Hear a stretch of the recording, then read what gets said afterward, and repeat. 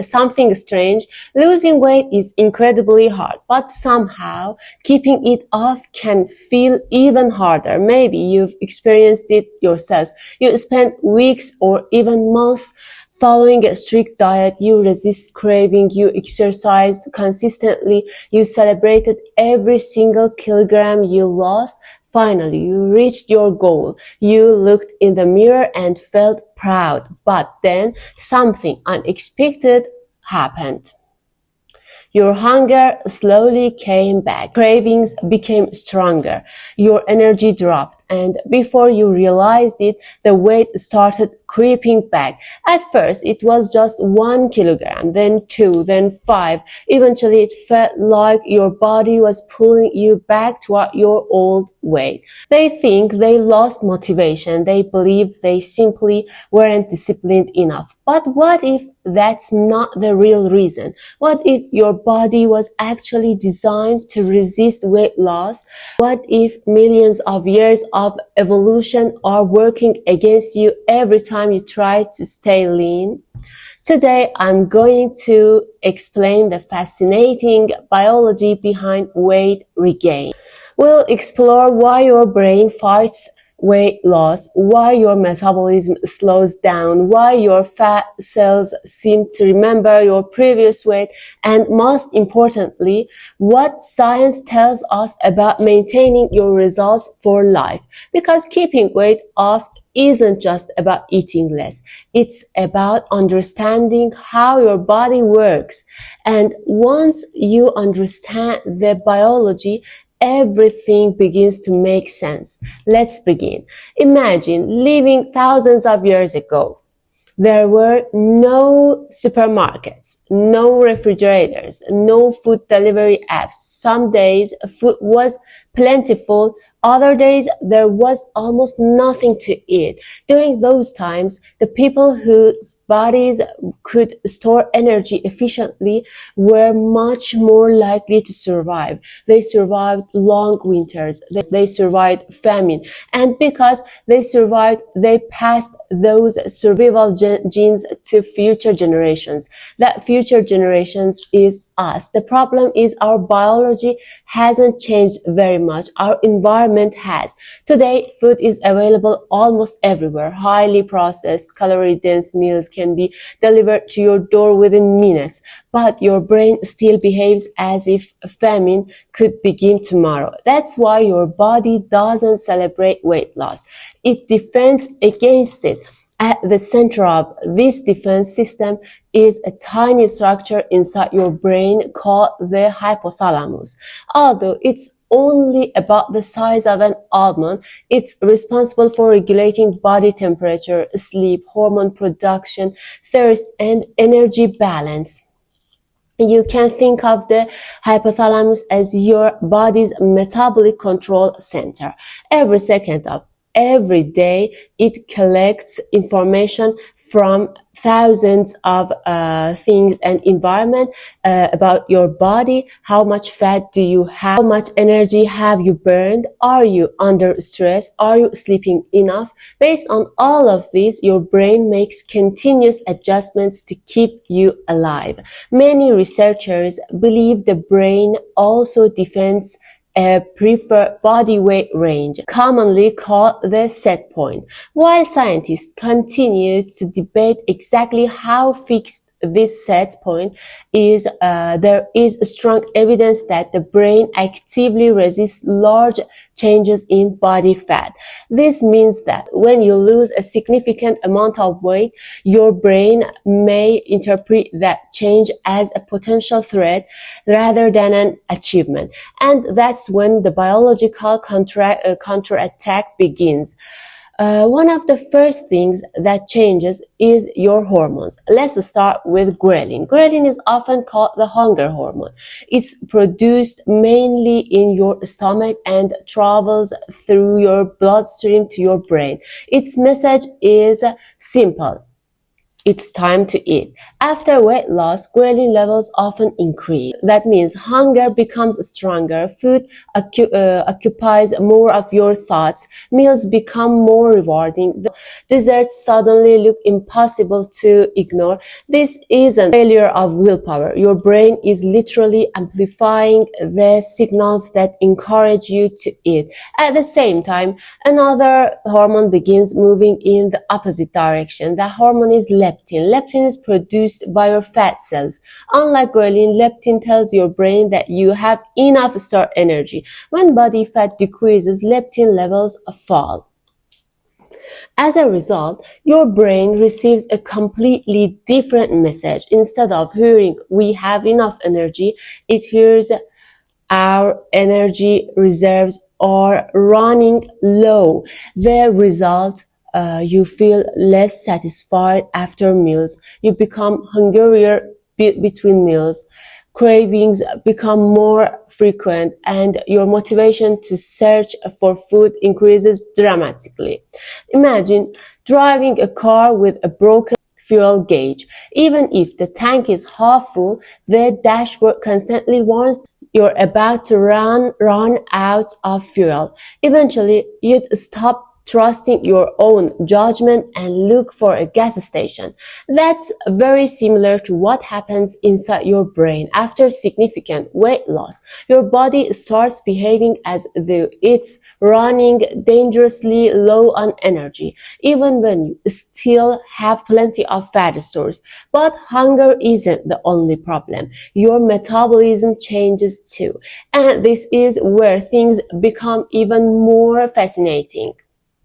Because many people believe that weight regain happens simply because someone starts eating more, but the truth is much more complicated. After losing weight, your body often becomes more efficient, and in this case, efficiency is not your friend. Your body begins to spend fewer calories to perform the same tasks.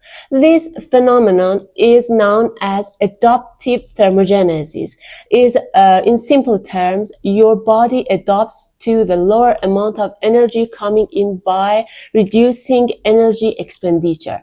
Think about your body like a smartphone. When the battery is getting low, your phone automatically activates power saving mode. The screen becomes less bright, background activities slow down, energy consumption decreases. Your body does something very similar. When it senses prolonged weight loss, it starts reserving energy. Your heart may beat slightly slower, your muscles may become more efficient, your body temperature regulation may change. Even unconscious movements like walking around, changing posture, or moving your hands while talking can decrease. All of these small changes add up, and suddenly the person who used to maintain their weight on 2200 calories per day may now maintain the same weight on significantly fewer calories. This is one of the biggest reasons why many people say, "I'm eating exactly like before, but I'm gaining weight." Because biologically, they are not the same person they were before losing weight. Their body has changed. One of the most interesting discoveries in weight science came from studies on contestants from the television show The Biggest Loser. Researchers followed participants years after the competition ended and found that many of them had experienced a significant reduction in resting metabolic rate. Their bodies were burning fewer calories than expected based on their size. In other words, their metabolism had adapted to defend their lower weight. Now it's important to understand something. This does not mean your metabolism is permanently damaged. The human body is not broken. It is adapting. Your body is doing exactly what it evolved to do. Protect your energy supply. But there is another important player in this story, and that player is often overlooked: your fat cells. Many people think of fat tissue as simply stored energy, a place where extra calories go when we eat too much.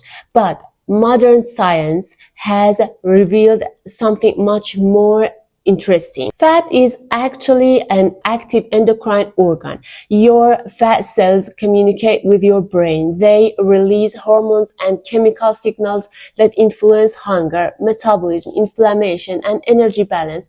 When you lose weight, your fat cells shrink, but they don't completely disappear. And this is where the concept of fat cell memory becomes important. Imagine a balloon that has been inflated for years. If you release the air, the balloon becomes smaller. Material has changed. It is easier to stretch again. Fat cells behave in a somewhat similar way. When someone gains weight, fat cells increase in size. In some cases, they can also increase in number. After weight loss, these cells shrink, but they remain biologically active. They continue sending signals related to energy storage. This may help explain why maintaining weight loss can be challenging, especially after losing a large amount. Your body remembers where it has been. It tries to return to familiar territory. But there's another major factor that determines whether weight loss lasts. And the factor is muscle. Many people focus on the number of on the scale, but the scale does not tell the entire story. Two people can weigh exactly the same, but have completely different metabolism. Why? Because muscle is metabolically active tissue. Muscle requires energy. It helps maintain your resting energy expenditure. During aggressive dieting, especially when protein intake is low and resistance training is absent, some of the weight loss may come from muscle tissue, and losing muscle creates a serious problem because now your body has fewer calorie burning tissues. Imagine having a house, fewer appliances running, total energy consumption decreases. Your body works the same way. Less muscle means fewer calories burned every day. This is why a person can lose 15 kilograms but end up with a metabolism that is not as high as expected. The goal of weight loss should not simply be lose as much weight as possible. The real goal should be lose fat while protecting muscle mass.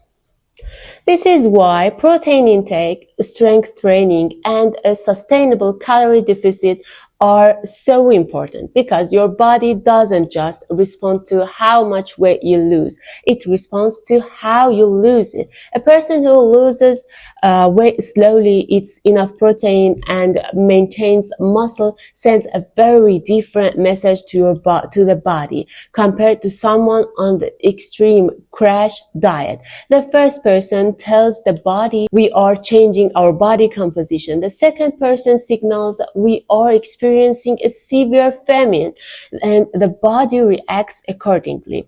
But even after understanding hormones, metabolism, fat cells, and muscle, there is still one more powerful force influencing weight regain, something that happens inside your brain. Because food is not just fuel, food is also reward, and after weight loss, the brain's reward system can become even more sensitive to high-calorie foods. So why does the brain make unhealthy foods feel even more rewarding after weight loss? And how can you regain control without fighting your biology every single day? That's what we'll explore next. To answer that, we need to understand one of the most powerful systems in the human brain, the reward system. Because eating is not only a biological need, it is also an emotional and neurological experience. Every time you eat something delicious, especially foods rich in sugar, fat, or salt, your brain releases chemicals that create feelings of pleasure. One of the most important chemicals is dopamine. Dopamine is strongly involved in motivation. It helps your brain answer one important question. Is this something worth doing again? Thousands of years ago, this system was incredible for survival. Finding high-calorie foods was a massive advantage. A sweet fruit, a source of fat, a successful hunt. Your brain learned to pay attention to those things. The problem is the modern food environment has changed dramatically. Today, highly processed foods can deliver reward signals in a much stronger way. A bowl of berries and a chocolate dessert are not processed, but the brain in the same way. The dessert creates a much stronger reward response because it combines concentrated sugar, fat, and flavor. And after weight loss, the brain may become more sensitive to these food rewards. Research shows that after significant weight loss, some people experience increased activity in brain regions associated with food motivations. In simple words, the brain says, food is crucial now, pay attention. This is why people often say, I know I'm not physically hungry, but I can't stop thinking about food, because hunger isn't just happening in your stomach. It's happening in your brain. There is a huge difference between homeostatic hunger and hedonic hunger.